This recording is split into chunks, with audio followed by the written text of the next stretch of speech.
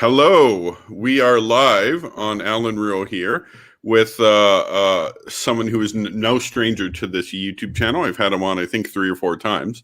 He's a very knowledgeable Catholic. His name is Timothy Flanders. He runs the website meaningofcatholic.com, which has great content.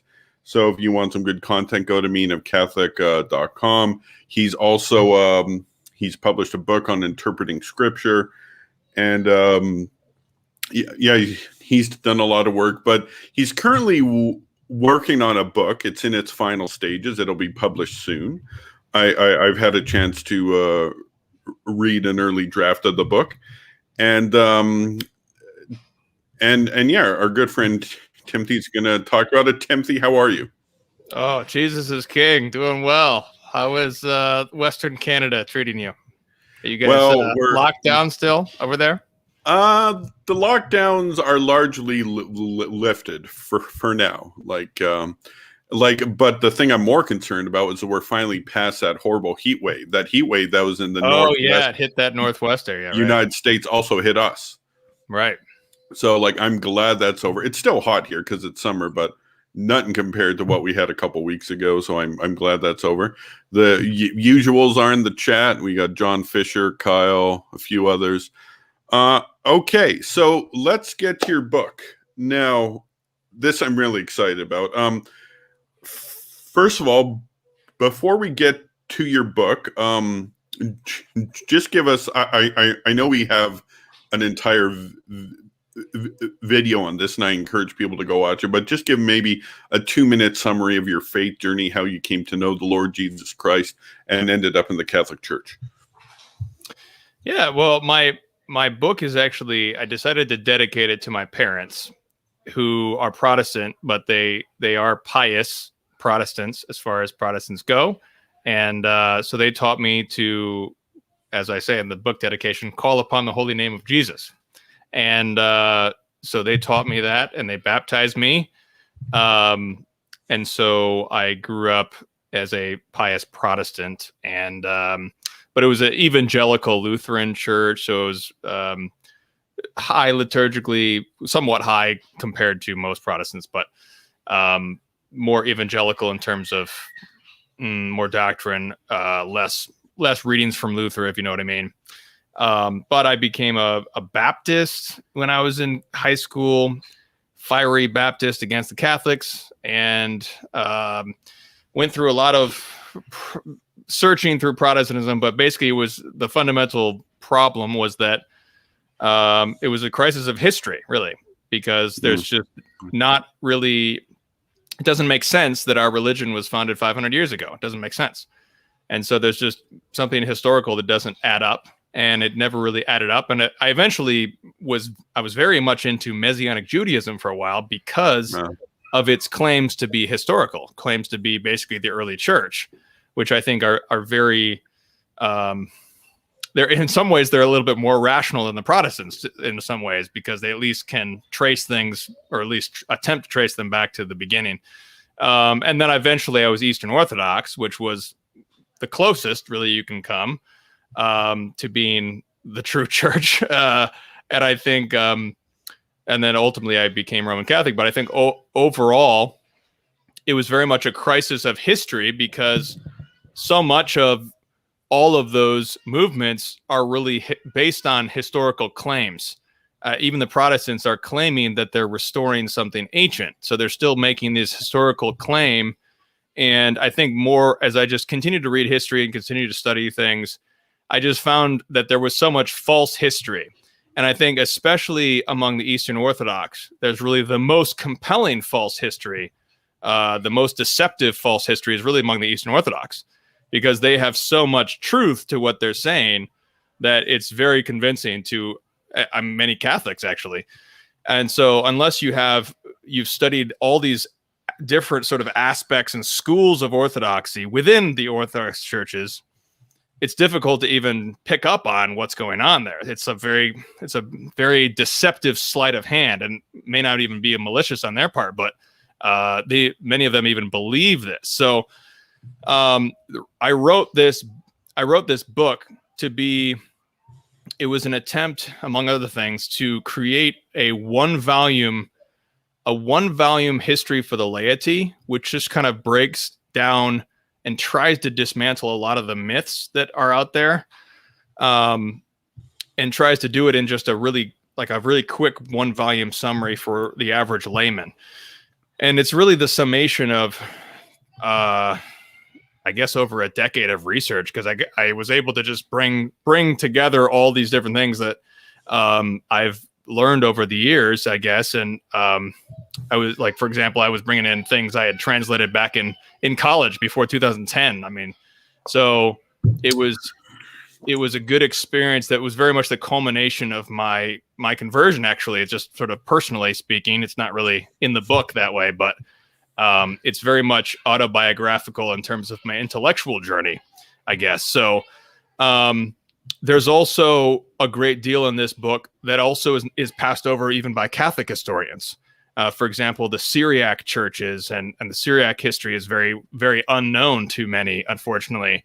And there's still even a lot of false history written by Catholics, I think, like about the Greek schism and whatnot. So, but ultimately, sort of after I came to Rome, I actually came to Rome a few months after Pope Francis was elected. So I've been a Catholic under Pope Francis since he was elected, and that's been it. And I wrote a text, I think, to not a cell phone text, but an article. I wrote an article for 1 Peter 5 like 2 years ago, and it was called I converted to the Catholic Church under Pope Francis from Eastern Orthodoxy, and I don't regret it. And that's still true. I've been under Pope Francis for what now? Coming on 8 years. Yeah, it was 8 years this year, wasn't it? Yeah. That's a good article, by the way. Thanks. I would recommend everyone check that one out. Yeah. Yeah. So essentially, then within the Catholic stream, I've sort of been working on the current crisis that we face as Catholics. And I've also found a lot of false history there, I think, in my humble opinion, which I put in this book, which is that there's basically these two different sort of sides of Orthodox Catholicism. There's sort of the trad side, and then there's the sort of the John Paul II side, if you will. And they're both kind of telling a half-truth story about kind of the past 200 years, I think. At least many of the popular, not necessarily scholars on both sides, but much of the popular discourse among lay people. But this book is really for the lay people. It's not necessarily for just the academics to talk about. But so I think that there's a lot of just oversimplification. I think people just want an ideology, or they are maybe even fed an ideology when they read history. But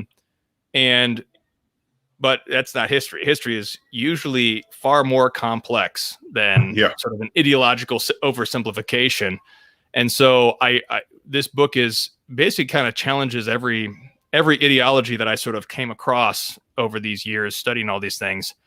And that includes the current debates among Catholics. So that's the gist of the book. That's kind of a secondary goal, I guess, because the primary goal is more about synthesizing culture and everything, and we can get into that. But that's sort of a secondary goal that it was sort of autobiographical in a sense. So you heard it, you heard it here, I guess. I've never shared that part of it. So that's it. Oh, well, just a quick question.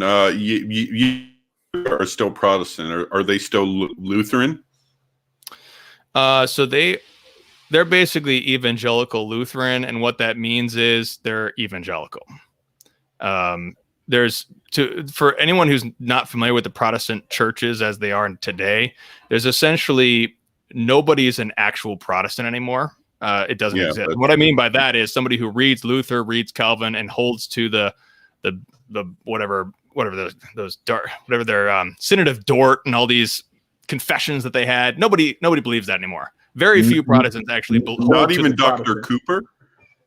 I don't know. Maybe I don't know who's who, in the Protestant world these days, but very few in terms of the mass of Protestants, the millions of Protestants throughout the world, especially in America. I've traveled quite a bit in America, American Protestantism. I've been abroad Protestantism, and there's basically evangelicalism is the dominant form of Protestantism, which comes out of the Pietism of the 19th century, which is basically just de-emphasizing all doctrines except for some very basic, like you must believe in Jesus Christ, or maybe 3 more doctrines. That's pretty much, they disagree on basic stuff like baptism. So anyways, if somebody's an evangelical Lutheran, it just means that they go to a Lutheran church, but they're basically an evangelical.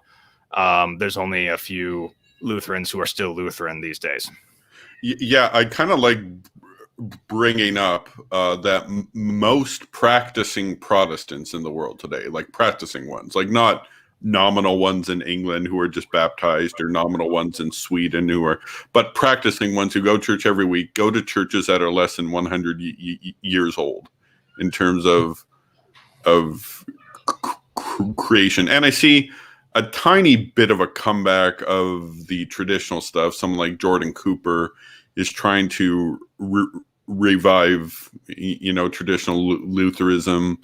I know my friend Father James, he's an Anglican priest, part of the Reformed Episcopal Church, but pretty much those groups are very small, very small. Like the vast majority of the people are part of these evangelical, rock band church where the service looks more like a rave than a liturgy, how it's supposed to be, because the church has always been liturgical, both Old Testament and the New Covenant. So one of the things I found fascinating about your book, because like you covered the Greek and the Latin culture pre-Christianity, and that I didn't know a lot about, but I do know a lot of church history. And so in terms of the church history stuff, I probably knew 98% of what you put out. But the things you discovered and how you put them together was just brilliant, especially the part about the Pontifex Maximus. Do you want to talk about that a bit? Yeah, I was an interest. I didn't realize that either. That was something that came out of the research, and because I never really, I mean, the light bulb for me as an Eastern Orthodox was reading Vladimir Soloviev, Russia and the Universal Church, because there was just something off about Eastern Orthodoxy. And it's like, it's got all the bells and whistles, and there was some internal, I was a part of the Antiochian Orthodox Church of North America, and there was some internal struggles that were happening with our own bishop, between the bishop and the patriarch in Antioch. And very long story short, there was just something that didn't seem right about it. And when I read Soloviev, it was like everything came together suddenly. And I realized what was really going on in the history of the 7 ecumenical councils. And Soloviev is the first one that I've read to articulate the fact that all of these heresies are essentially means by which the pagan Roman Empire was attempting to resist conversion, to convert all of their pagan morals and politics and everything into the Christian church. And so because the Roman civilization was such a great civilization, really the greatest pagan civilization in the history of the world, that's why our God chose that time to be incarnate. And so in the fullness of time. Exactly. Yeah, we should expect the fiercest resistance. And I think what I discovered was there were all these pagan elements from pagan religion, which had been sort of transferred into the Eastern Orthodox schism in various ways. So one of these is I just had I had 2 shows on Reason and Theology to explain this in more detail. But we'll just break it down briefly right here, is that there's always been an idea of the sacred king or the sacred emperor, because in various societies, the king is just trying to take over and assure his own power. So he has to take over the religion to justify and rationalize his own power. And in the Greco-Roman Empire, this happened with Caesar Augustus, who made himself the Pontifex Maximus, which was the high priest. So he was the high priest of the Roman religion, which was essentially a curation of all the gods, essentially just sort of adding more gods to the pantheon and creating new cults and new altars for the new gods. So the Roman Empire would basically conquer a nation, and then they would just sort of adopt their gods, as long as they were basically more or less civil with their religion. They didn't like some of the crazy people, doing crazy cultic stuff, but they would basically like the cult of Artemis Ephesia, which was another big discovery for me in this research. That was an amalgamation of all like Egyptian Isis and the Anatolian goddess worship and Diana and Artemis, and they were all kind of amalgamated into one big goddess worship that was both virgin and mother. And this was the type, sort of this pagan typology that Our Lady actually takes over at the Council of Ephesus. But the Pontifex Maximus was the high priesthood of the Roman religion. And so there was this very, very strong concept of the sacred emperor as a priest. There is a priesthood of the emperor begun under Caesar Augustus. And then there's also the personification of the Roman Empire itself in the goddess Roma. So it's kind of like what we have in America, where we have Lady Liberty, who is actually the Statue of Liberty is actually a Roman goddess named Libertas. That's exactly what it is. It's just called something new. So it's actually a pagan goddess. But it's a similar thing that we have essentially. We have a goddess worship, and we personify it as this eternal American empire. As Abraham Lincoln said, government for the people, by the people, shall not perish from off the earth. And all this nonsense about eternal earthly kingdoms. They had the same thing in Greco-Roman Empire, and it was called Roma, the goddess Roma. So the Pontifex Maximus was this high priest who was the sacred emperor. And then there was the worship of goddess, who is the goddess of Roma, who is this eternal goddess. And in the West, this was utterly repudiated by St. Augustine in his work, City of God Against the Pagans. And that is the first and most important history that I based my book on, is this important synthesis of the sacred history of the Holy Scriptures, which utterly repudiates all Roman religion and these concepts. And that's why it never really grew up in the same way as it did in the East, because they never had such a father who wrote such a work as City of God Against the Pagans. They had a Christianized Roma, which came out of Eusebius especially, which was essentially identifying the Roman Empire in the East, sometimes called the Byzantine Empire. I've refrained from using the term Byzantine Empire because I think that term should be not used at all. The so-called Byzantines never called themselves Byzantines for their entire history. Yeah. So there's no... Yeah, I think that Edward Gibbon, I think he's the one who slapped that name on there. If not, he popularized. Yeah, I don't know. It was some Western Latin historian who started calling them Byzantines. But yeah, one of the things was trying to, I think, change a lot of the pejorative historical terms. Like we should never use the term enlightenment. That's a completely false term. We should use the term darkening or age of false reason or something like that. Anyway, I think G.K. Chesterton, didn't he call the... I don't know. You broke up a little bit. What was that? G.K. Chesterton called it what? The endarkenment. The endarkenment. There we go. That's a good way to say it. Endarkenment. So anyhow, the Pontifex Maximus essentially was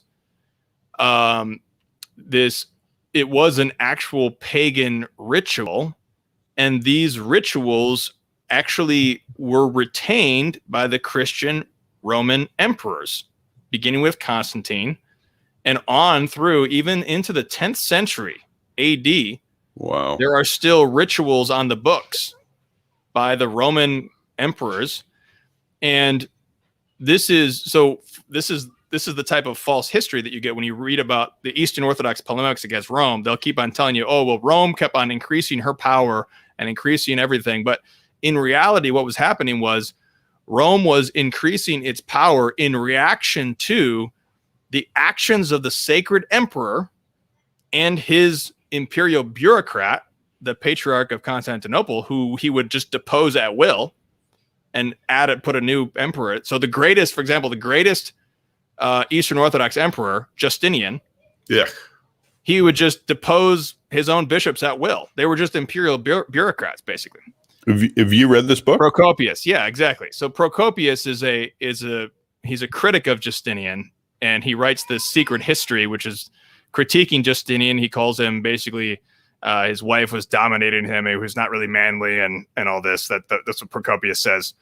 And so that's an interesting text. But people, Eastern Orthodox will not tell you that essentially they're so much of what they believe was basically just imperial politics. They believe that it was just that the Patriarch of Constantinople was raised to the equal see to the Roman see based on solely imperial grounds, and they're just sort of ignoring the fact that there is this strong either an explicit Pontifex Maximus, like even into the 500s, the emperors were using the term Pontifex to describe themselves in official documents, and then they also had these rituals going in to the 10th century. But you see that Justinian himself, even in the Divine Liturgy to this day, there's the hymn of Justinian, which is entirely Orthodox. There's nothing wrong with the hymn itself, but the fact that he inserted something into his liturgy, into the very liturgy of the church, he's acting as a Pontifex Maximus when he does that. You don't have the same kind of insertion or assertion to alter the liturgy based on a sacred emperor status, and that type of thing that influences things. So this is just a thread of the history, which is very ignored. But this is really a great deal of what happens in the East is that it gets more and more Greek. It loses its Roman character. And so as it loses, and Justinian was the last one who had Latin. They didn't have Latin after Justinian. He started legislating in Greek. The Latin mind is lost. They still call themselves the Roman Empire, but they don't have the Roman language. Now, in all fairness, the Carolingians and all sorts of Western powers, they also had their own issues. So I'm not saying the West was all pious all the time either. But these are the aspects of the Eastern-West schism, which those are the flashpoints. The flashpoints are happening at these little dichotomies where they are trying to get power over the West based on these political ideologies and whatnot. So that was one of the biggest things that I didn't even see until now. That's brought out by a number of different, a few different historians. There's a really great text that I relied on a lot. So this text is really good. Do you know this one, Alan? This is Mikhail Emanuelovich Poznov, History of the Christian Church until the Great Schism of 1054. He's a Catholic, right? Yes. So he's a Russian Catholic. I think he died in early 1930s or something like that, but because he fled the Bolsheviks. But he writes this history, which is essentially arguing this same point about the Patriarch of Constantinople being an imperial bureaucrat, basically, and this is also coming from the East. These Russians again coming to their senses a little bit and seeing the light here, despite transgressions against them by their Latin brethren. But that was big text for the book that I relied on. Well, I kind of noticed in my own study that it starts off like I was kind of always uncomfortable, like when you study the first millennium, the role the Roman emperor played. it starts out with Constantine. Like, he calls the council, but he allows the bishops to essentially discuss, and he's like, okay, whatever you guys come up with, I'll publish it as the official the doctrine. But by the time you get to Justinian, he's running the show. Like, he's telling the Greek bishops, okay, I want you guys to take the Pope's name out. And like I think the only reason that council was such a scandal is Pope Vigilius was offering some opposition, and but like, apart from that, everyone else was being like, oh yes, Justinian, we'll do this for you. And by the time you get to Emperor Constans II, he's arresting the Pope. He sentences the Pope to death and Maximus the Confessor, but he commutes it to an exile. And yeah, like, that's the Pontifex Maximus at work. And like as soon as after I saw your thing on race and theology, and I read your book, it all made sense. All the pieces were together. It's stuff I've always known, but I didn't present it that way. And so yeah, no, that's good. What's the name of that book you just showed? Okay, so this is it's called A History of the Christian Church Until the Great Schism of 1054. And the author is Mikhail Emanuelovich Poznov. The publisher is Author House. It's translated by Thomas Herman.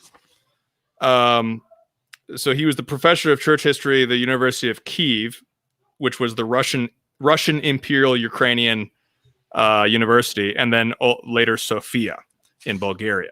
So I don't know much about the man, but he basically there's just like a short summary of his life. He was essentially he helped to found. Okay, he died in Sofia in 1931, and he never actually published this book. But his daughter, who was a part of the Russian Catholic diaspora, there was helped to get it published finally. And so it's just a phenomenal work, which is lesser known. And he really just he's just very fair, I think, because there's just so many polemics in this issue. And I tried to be fair with my own text, giving as much mea culpa on the Latin side, because there's a great deal of problems on the Latin side too. But ultimately, what defines our doctrines? That's the ultimate question. I mean, we've had great atrocities on both sides of this schism, but what ultimately is the deciding factor? Because in the East, the deciding factor is the Pontifex Maximus to this day. That's why there's a formal schism between Moscow and Constantinople to this day. Whereas in the West, the ultimate deciding factor is the apostolic authority of St. Peter. And so that's the bottom line, ultimately. Well, believe it or not, the thing that I'm about to tell you, it shocks a lot of people, but one of my favorite Eastern Orthodox saints is actually Mark of Ephesus, because he actually stood for faith. Well, the Pontifex Maximus, at that time Emperor John VIII, is like, come on, we need to sign this. We have to get the crusade from the Pope, And then he's like, no, it's a compromise on the faith. We can't do that. And everyone else was like, oh, right, Emperor, sign there. Okay, there's my signature. Yeah. So yeah, exactly. Until essentially 1453. I mean, at that time, I guess John VIII was technically doing the right thing. He was allying with the true church, but let's face it, it was probably not for faith reasons. It was probably more for pragmatic reasons, like save my empire, both him and his brother, Constantine XI, but both sons of Emmanuel II. What surprised you the most when writing this book? I was very much surprised. Let me talk about Artemis Ephesia. That was a big thing for me, because one of the things that really, actually, let me back up. Let me first say the first surprising thing was the Spanish history, from the Reconquista all the way into the Spanish Christendom of North and South America, which was destroyed by the American Empire. And that was the first surprising thing, because I did this series with Luis Medina on, it was called Catholic Empire, the History of Spain. And it's really quite remarkable when you look at the history of Spain, how successful they really were at creating a Spanish Christendom based on a subsidiarity. It wasn't like any other empire, in the sense of most empires are very evil from the top down, because they're very top down, but the at least initially, until it was very corrupted after the 1700s perhaps, but initially the Spanish Christendom was creating something that was very much just a continuation of the first Christendom. I think that was one of the biggest surprises in things, was realizing that Christendom as we know it is often just confined to the so-called Middle Ages, another pejorative never to be used by Catholics. Don't say the term Middle Ages. I use the term First Christendom, or just Christendom, the 1000 to 1300 Western Europe. But realizing that Christendom really continued on. It first continued on in Europe, in Spain, in Austria and Italy, to a lesser extent in France. But in Bavaria, there's still this Christendom that continues on with this Baroque civilization. I never really knew about Baroque civilization until researching for this book. And then there's the Christendom of the Americas, of course, which is just a continuation of the same Christendom. So the church really triumphs against the Protestant revolt. It's really quite a miraculous triumph, because the Protestant revolt was the worst crisis the church had faced up to that point. And really, the church not only triumphed and beat back the Protestants, but gained ground back from the Protestants and then took it to the world. So that was very surprising. And then secondly, I'll say another surprising feature was realizing that the crisis of Vatican I and Vatican II is far more complex than I've heard most people talk about. In fact, I don't have it with me, but a great text on this point is Henry Sear, Phoenix from the Ashes. He has a very great text indeed, which really starts to admit the real issues that were at work before Vatican II, because it is one of the myths of the trads is that before Vatican II, everything was rosy and everything was great. Yeah. And the church was doing great and doing awesome, and then Vatican II happened. But in reality, it was not great. It was very good. There's lots of good things, of course, but when you see the history a little bit better and more objectively, and you see the issues that were at work before Vatican II, then you, at least Vatican II is actually understandable, at least why there was this reaction, basically. So that was surprising, and it's really opened my eyes to the fact that, happily indeed, it's opened my eyes to the fact that there's a lot more to the story of Vatican II than just sort of the basic trad narrative.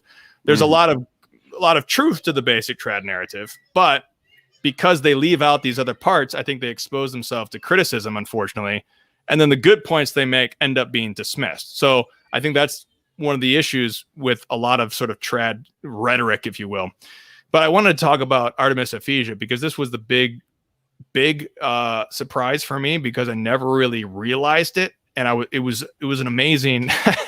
I was so happy to find this out, because we talk in America, especially, we love Our Lady of Guadalupe, and we love the story of Our Lady of Guadalupe converting the Mexicans, and really the Empress of the Americas, and she's such a central. She's the Western Hemisphere apparition, period. She's it, and we love her. And I never even realize that there was sort of a first apparition in a big way that already did that in the Mediterranean world, which was the conversion from Artemis Ephesia to Our Lady of Ephesus. And it's remarkable when you read the book of Acts. There's this chapter where St. Paul is in Ephesus, and there's this riot where he starts preaching, and then they realize that they're losing their economy because they're making these silver statues of Diana, who's Artemis Ephesia.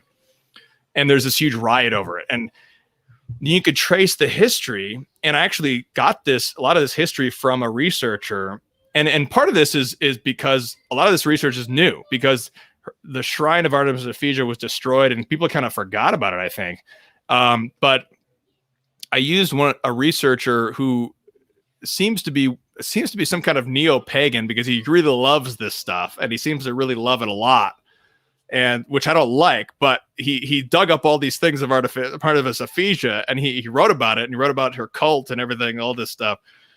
And he actually sort of admits that there are all these earthquakes that God sent to Artemis Ephesia to destroy the shrine, and God was basically kind of working in Ephesus to destroy this cult of Artemis Ephesia. And we know by tradition that Our Lady came to Ephesus. That's where she lived after the resurrection and the ascension of our Lord.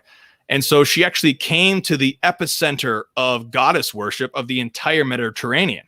So the entire Mediterranean was worshiping this goddess Artemis Ephesia. And come to realize, Artemis Ephesia is actually a big feminist goddess these days, because she was this goddess of power and magic. And feminists today, especially those who are into the occult, they get into Artemis, and she's a huntress and she kills men who offend her, and it's very feminist. So it's sort of this proto-feminist cult of this goddess worship. And Our Lady comes to Ephesus, and she's the one who destroys this whole cult by her intercession. To my knowledge, there's a dispute about whether she was assumed actually in Ephesus or in Jerusalem. There's a dispute about that, but eventually it is the Council of Ephesus which enshrines the dogma of the Theotokos in Ephesus.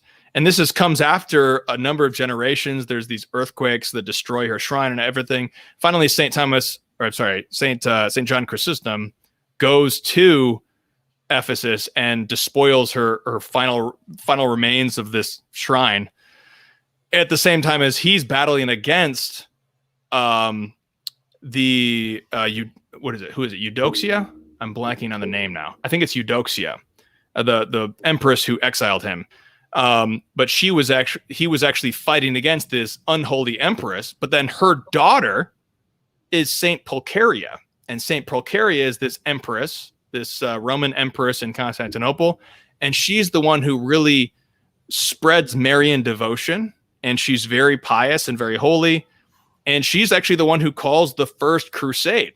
In fact, there's actually the Heraclean Crusade later on with Emperor Heraclius, but Saint Pulcheria is really the one who calls the first real. It's not called a crusade at that time, but it's the first military engagement which is meant to defend Christendom. It's called solely for the basis of defending Persian Christians actually from persecution. So there's not a goal here of conquest, but it's a goal of Christendom. And so that was a very surprising aspect, because I talked about this Pontifex Maximus issue, but there's a beautiful thread within that, a Marian thread with Our Lady of Ephesus destroying the shrine of Artemis Ephesia, and then Saint Pulcheria really embedding in the people of the East this strong Marian devotion, which we eventually see even more so during the Sasanian invasion in the 600s, when the champion leader is written. The Akathist hymn comes out of this. So there's this beautiful Marian devotion which helps to convert the Eastern Roman society. So those are some of the things that I found to be wonderful and fascinating and beautiful about God's working in history and converting souls in society. Well, no, that's good stuff. Let's bring back to the 20th century here. I got a question for you. This comes courtesy of my bud Sonic Storm. Was it the best decision for the neo-scholastics to go hard and strict on the camp trying to revive patristics, ressourcement, in the early 20th century? Yeah, I think that's the real question. I think was Garrigou-Lagrange, because the big thing. This is coming out of Dr. Matthew Minard's lectures, which I'm sure you're familiar with over at Reason and Theology. Because just for viewers, essentially, because this is the complexity of Vatican II. This is, to me, this is the heart of it right here. The heart of it is that there is an effort to resource Maw, because we have all of these Latin texts and Greek texts, which are critical editions. We've never had these before.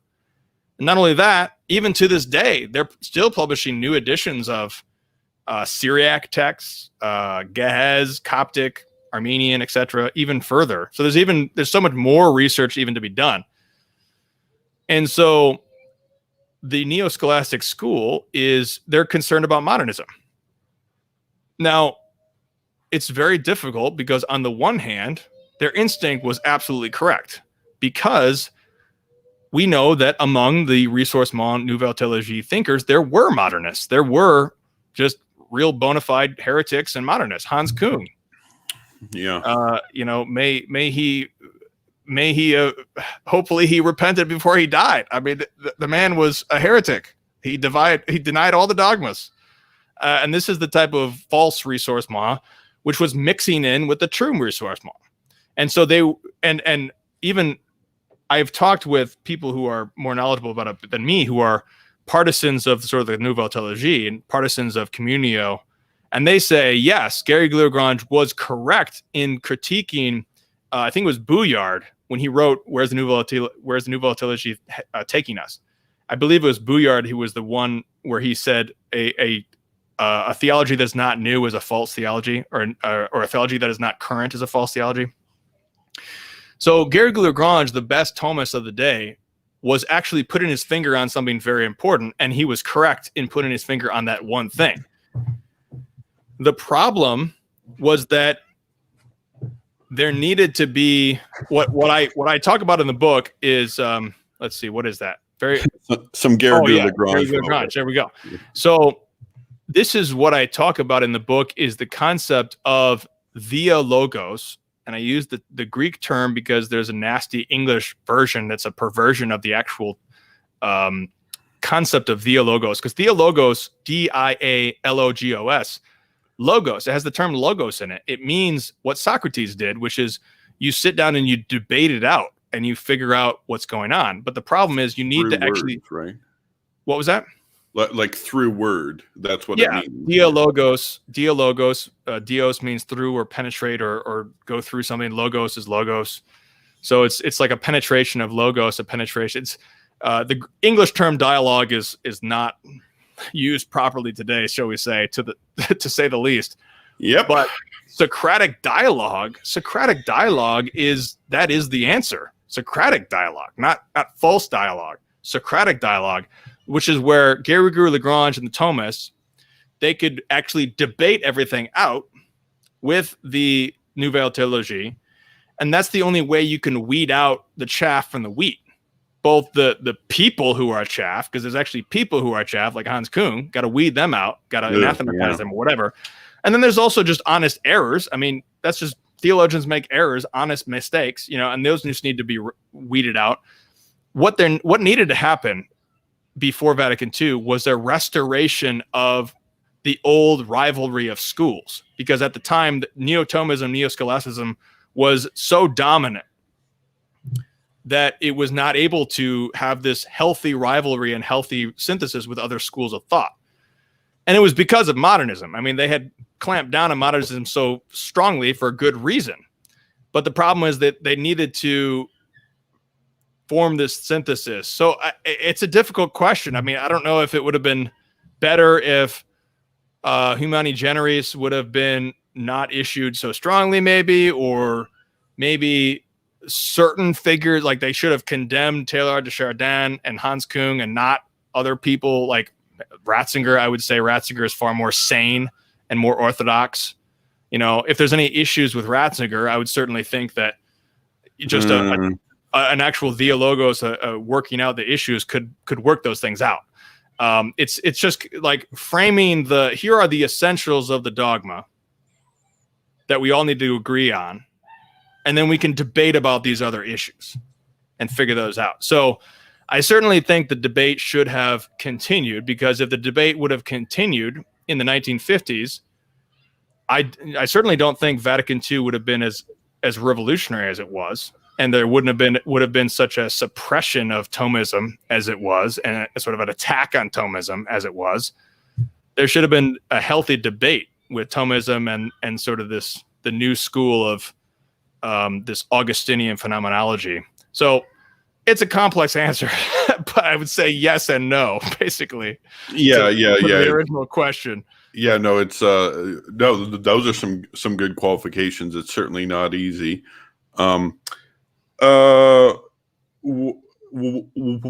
you hoping to accomplish with this book? I'm hoping to give the common layman hope, first of all, because a lot of people are losing hope in the church, and I think when we know our history a little bit better, we get more hope, because we know that our fathers faced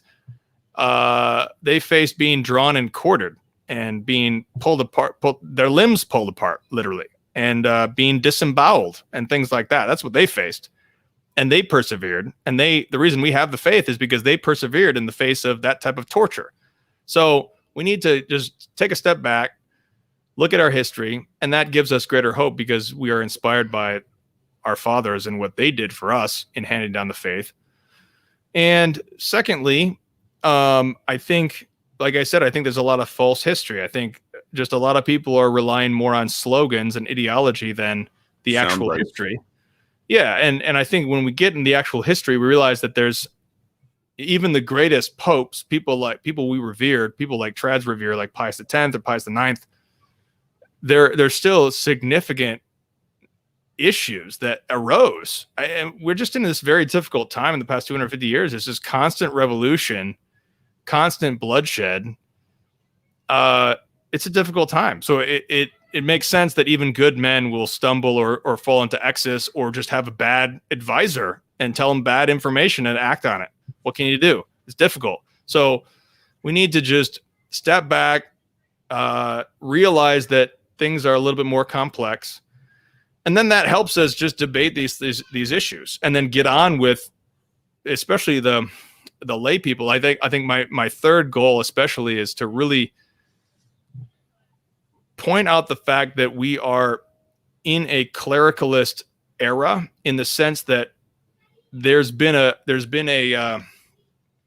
breakdown of what's called the temporal and spiritual sword, which is falsely called church and state today, but that's not a correct term. It needs to be the two swords, the temporal and spiritual sword, which is the lay people and the clerics. And there's one church of both. The church is both.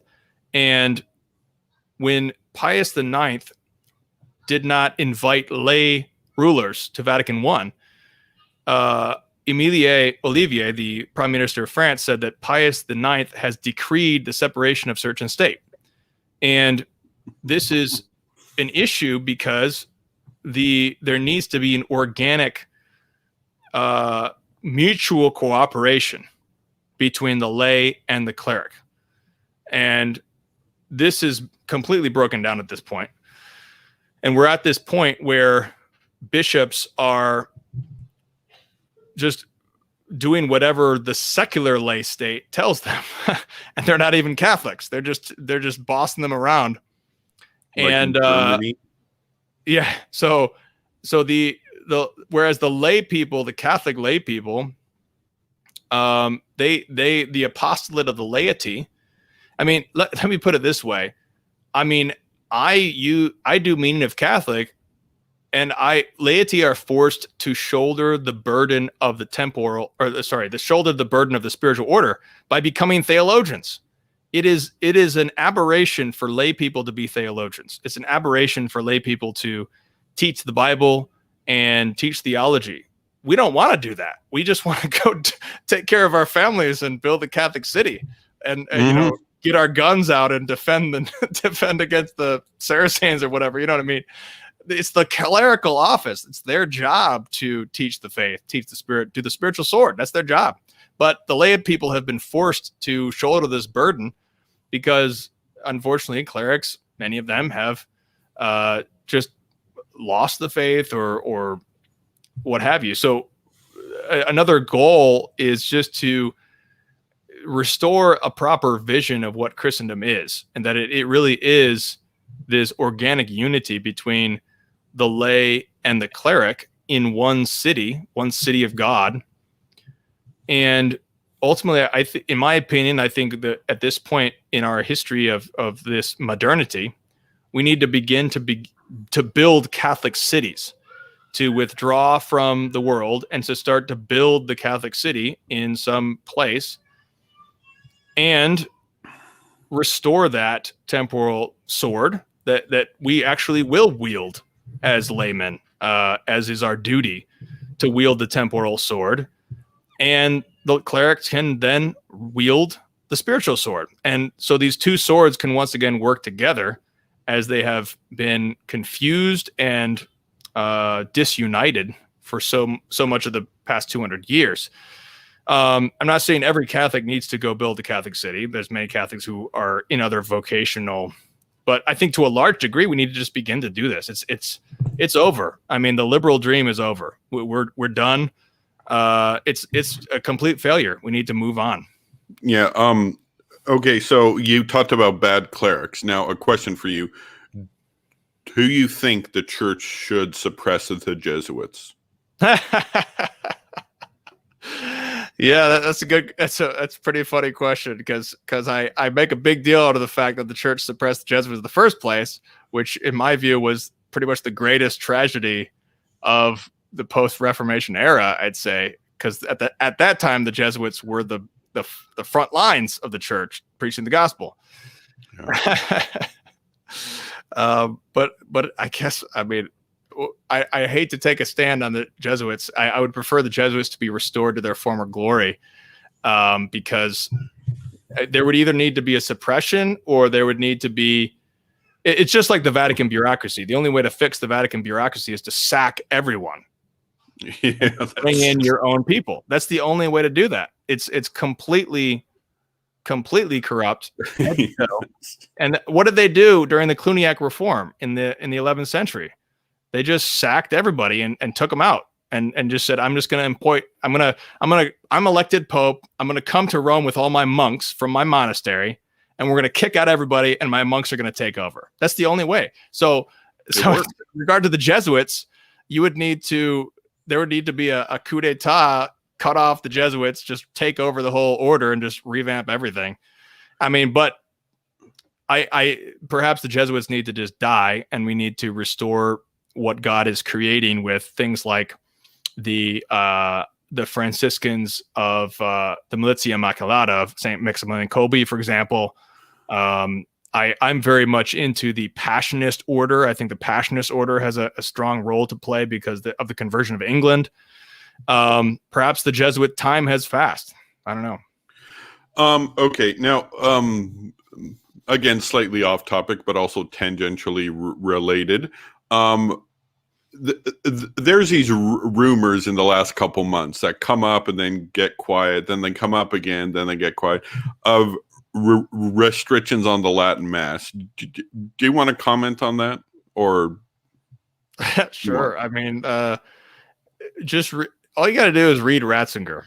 I mean, the more I read Ratzinger, the more I'm confident that this is they just can't do anything. I mean, you just read Ratzinger, and he essentially says, he basically implies that Paul VI was absolutely wrong in suppressing. He was absolutely wrong in suppressing the Latin Mass on principle, not on prior I think when we argue this based on Pius V and quo primum, that's the wrong way to argue it. Yeah. The reason is because we have better reasons than Pius V. We have even higher reasons than that. It's not even about a prior pope. It's about the basic principle of tradition. And Ratzinger enunciates this. He says, when this is coming from Milestones, his memoirs, he says, when Paul VI suppressed, in so many words, he says, when Paul VI suppressed the old Mass, he introduced a breach. The English translation says a breach in the liturgical history. It's never been happening before in the history of the church. And he said, this is just nonsensical. It's completely, completely against tradition. And so I think if we argue based on quote premium, it's less convincing. I mean, that may be true. I could just grant you that, but there's even deeper reasons. There's a reason that Pius V did not suppress the liturgies that were 300 years old and older, because he believed he didn't even have the authority to do that. That was beyond his authority. That's what Ratzinger basically argues. Ratzinger argues that Paul VI went beyond his authority. And Well, the thing that's so weird about all this, there's no document from Paul VI saying that mass is suppressed, and Pope Benedict said that in Summorum Pontificum. But like, although there was no document saying it was suppressed, it was essentially suppressed. Let's be honest. You know, it was de facto suppressed. There was a reason they called it the indult mass. An indult is an exception to a universal law, so it was suppressed de facto. Paul VI even said it's a law. He said it was a law in a universal audience. So it was definitely a law. It was lawfully suppressed, quote unquote, just because they didn't technically do all the juridical, canonical, whatever decrees. Maybe you can make that argument, which is what Benedict said, but it was, yes, definitely de facto suppressed. So I know you don't have a lot of time, but you got the time to take a couple questions from our viewers. Sure. Okay, yeah, so viewers, so please put some questions in the chat, and while you do that, I'm going to ask the question I think everyone is wondering for me to ask. Mr. Flanders, what is the release date on the book? Well, it was going to be, I think, October 15th, but I think it might be further down the line now, because we've just had more editing to do. So I don't know actually at this point. Last I heard it was October 15th, but it might be pushed back to like November. But God willing, by Christmas, you'll be able to buy it for Christmas. It'll make for a good stocking stuffer, that's for sure. Yeah, no, like, I'm excited. There's a few good Catholic books that are going to come out this year that I'm excited for. I know that Eric Ibarra and more by our good friend William Albrecht. Oh, excellent. Yeah. Two great authors right there, for sure. Yeah, no, amazing. There's some good stuff coming out this year. The Catholics are having a good year. Can and could Tim recite the Hail Mary in Arabic? That's up to you if you want to do it. I can't recite the Hail Mary in Arabic. I learned the Abana Lazi Fisimawet years back, but I've lost most of my Arabic. I cannot speak it very much, and I lamentably have lost most of my Arabic. Okay, yeah, and if you go check our past shows, I have a talk with Tim about how he talks about how he was in Egypt trying to evangelize the Muslims, or Mohammedans as he calls them. And okay, are there any questions? More questions? Looks pretty empty. If not, I'll do you have any final words for us before I kill the stream? Well, I think the most important point of my book is that what has united our fathers from the beginning, from St. Stephen, is what I call in the book the crusading spirit. And the crusading spirit is the same sort of this fighting spirit that St. Paul talks about when he says to fight. He talks about all these fighting metaphors. And that the is armor. The armor, fight the good fight of faith, all sorts of things like that. There's so much military language. And the crusading spirit is what we need to restore. And the crusading spirit is it's really what Meaning of Catholic is devoted to, which is uniting Catholic against the enemies of Holy Church. And the first and foremost enemies are the world, the flesh, and the devil.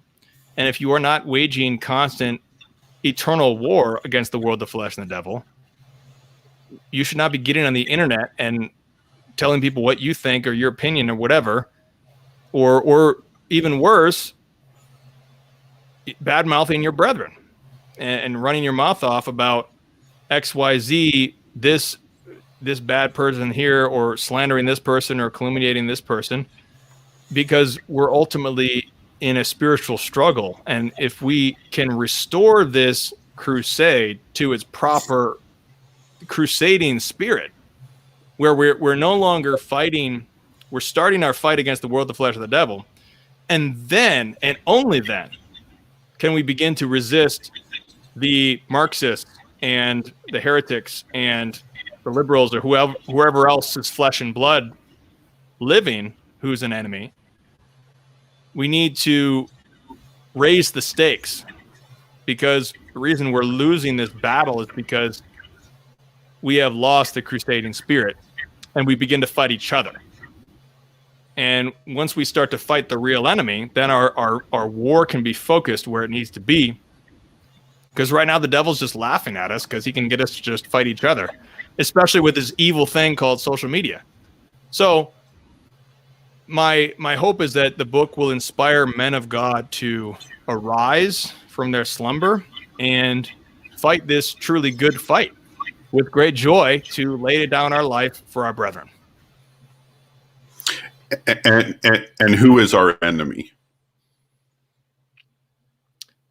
The world, the flesh, and the devil is the first enemy. And after that, the enemy is what is called in the book, this is from John Rao, the grand coalition of the status quo. The grand coalition of the status quo are essentially all of the heretics, Muslims, liberals, Marxists, Masons, communists, whatever, Jews, whoever else wants to simply maintain the status quo of their power and not be converted to Christ. And then the way that we fight those enemies are by converting them with the gospel. Wow. Well said. Well said. That's the best. You are a straight shooter, Timothy. You know, God bless you. And thanks again for coming on. Yeah, I look forward to your book, and I think everyone in the chat is as well. So possibly October 15th. It might be delayed a bit, but around that fall time, we should